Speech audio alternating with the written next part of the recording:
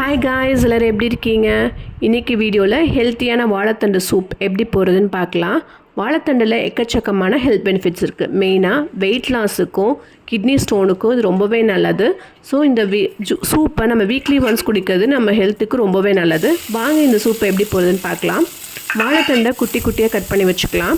அதுக்கப்புறம் கடாயில் கொஞ்சோண்டு எண்ணெய் விட்டுட்டு 5-6 பல் பூண்டு, 10 பல் சின்ன வெங்காயம், ஜீரகம், அதுக்கப்புறம் நறுக்கி வச்ச வாழைத்தண்டு, கொஞ்சோண்டு மஞ்சத்தூள் இதெல்லாம் போட்டு நல்லா பச்சை வாசனை போகிற வரைக்கும் கிளறி விட்டுக்கலாம்.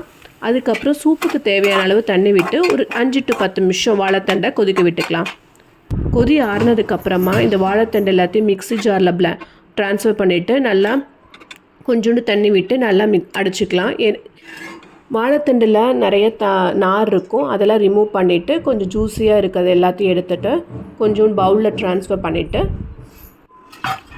காரத்துக்கு ஏற்ப கொஞ்சம் பெப்பர் தூள், கரம் மசாலா, உப்பு இதெல்லாம் போட்டு கொதிக்க வச்சோன்னா சூப்பராக எம்மியான சூப் ரெடி.